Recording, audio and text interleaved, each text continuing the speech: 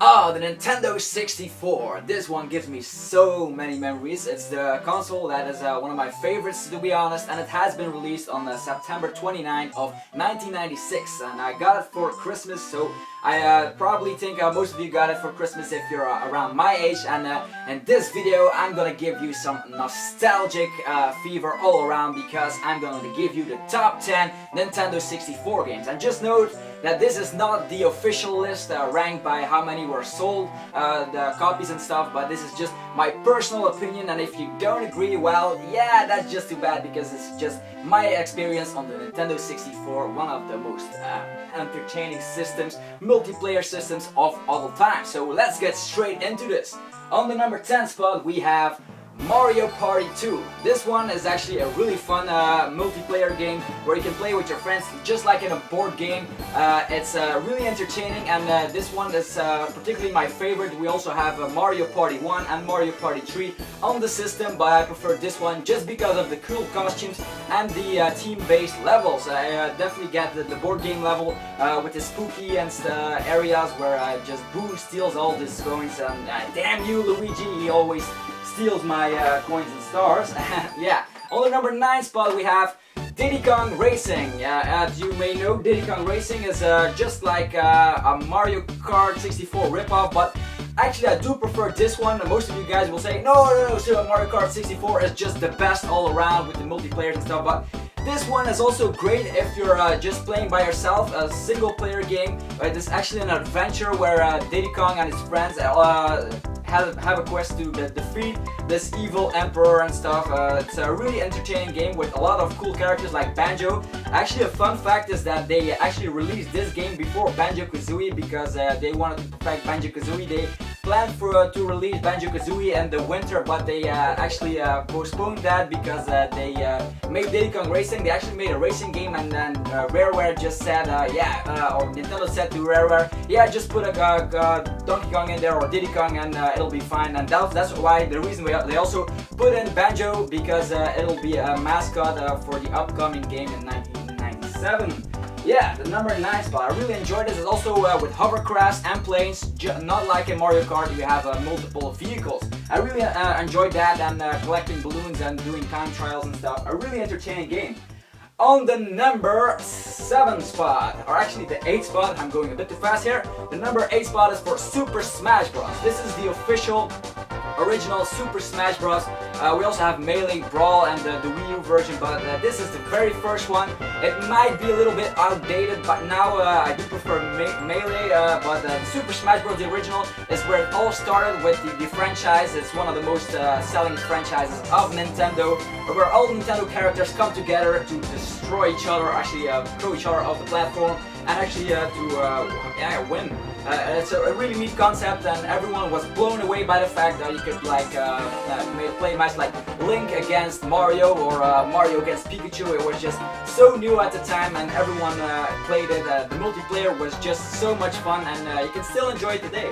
Alright, number 7. Yeah, another Rareware game here. We have Donkey Kong 64. This game, I cannot explain enough, is huge. It also states on the box that you need an expansion pack, because this game was just so massive. You had a lot of collecting to do. We had to collect the golden bananas because DK Rule actually kidnapped all the Kongs, and we had to unlock them, so we have 5 playable characters, and the DK rap in the beginning was just so epic that this game actually deserves a spot on this list. It's also neat to note as this game, I actually never completed it because it was so huge, and yeah, I can still enjoy it today. The graphics are really good, and the music as well.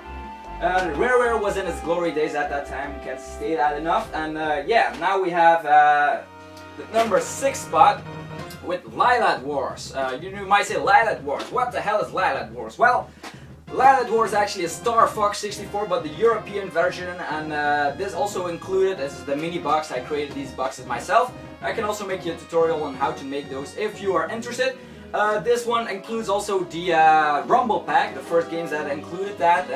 It was really neat to have like a shock effect and the thrilling, where you got struck by those enemies that shoot lasers and stuff. It's actually a really great game, and it's a lot of replay value with the different levels, and you can go to different courses if you did something special like follow Falco in one of those early levels. It's a really entertaining game, and this is also one of the first games that included voice acting, which I really liked.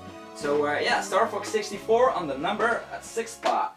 Number 5 we have, for all the Pokemon fanatics out there, I used to play the TCG game on my channel, but it's Pokemon Stadium 2. Pokemon Stadium 2 is actually, I can show you, let's just open it up, one of the first cards that had the gold cartridge. It's a really great collectible item, and Pokemon Stadium 2 actually improved on the very first Pokemon Stadium by including all 251 Pokemon at the time, 100 more.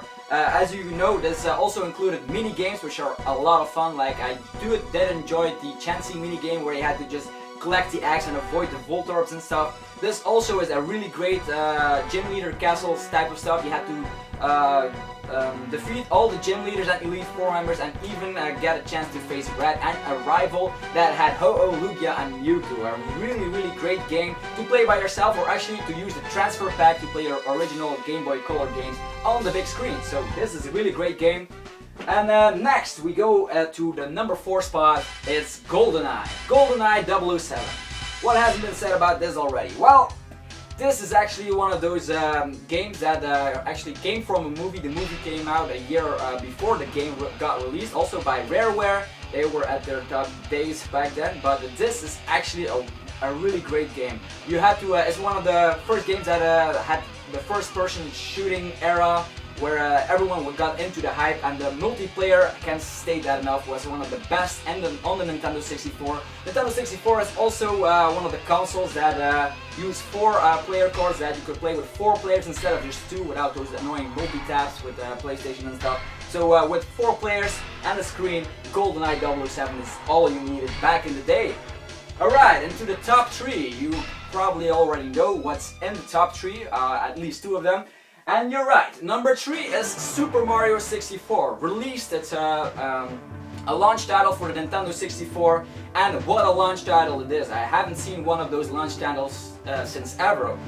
This actually revolutionized the 3D platforming genre with yeah, Mario just in a 3D environment. You start the game up, and then you see Peach's castle and like roam around. You jump and do the triple jump, jump in trees, everything, and jump into the paintings to explore this magical journey to collect the 120 stars. This is a really impressive game at the time, a 3D platformer. This is also one of those games that put the standard on 3D platforming. Also one of my favorite games, as a kind of based or a ripped off of Super Mario 64. And if you know me well, you already know what the number 1 spot is, but Mario 64 was a really huge improvement on the gaming history. Number 2 we have Zelda the Ocarina of Time. Yeah, this game, it has been stated as one of the best games ever by many. It's a really impressive and amazing game. You are exploring with Link in his childhood, and exploring all kind of dungeons, and yeah, it's like an action-based RPG kind of style. It also included the lock-on target system that was really impressive, and I do think this is actually one of the best games ever, because you really get dragged into the adventure. First you're a young Link, and then you go into his adult form, destroy Ganondorf, and wow, this game, so many memories. Alright, the number 1 spot is, yes, BanjoKazooie.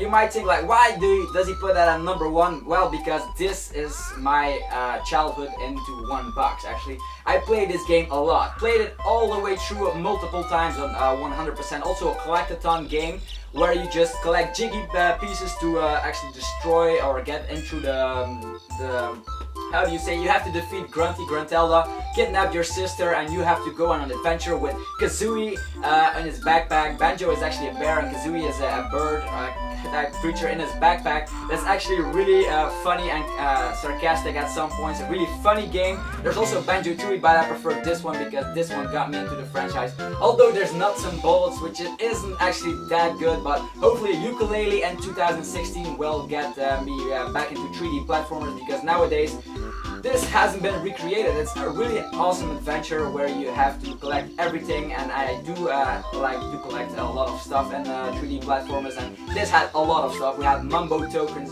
Jiggies, Jinjos, musical notes and feathers and everything. This one, it also has like the team-based areas where you had a level with the haunted mansion, like Mad Monsters Mansion actually.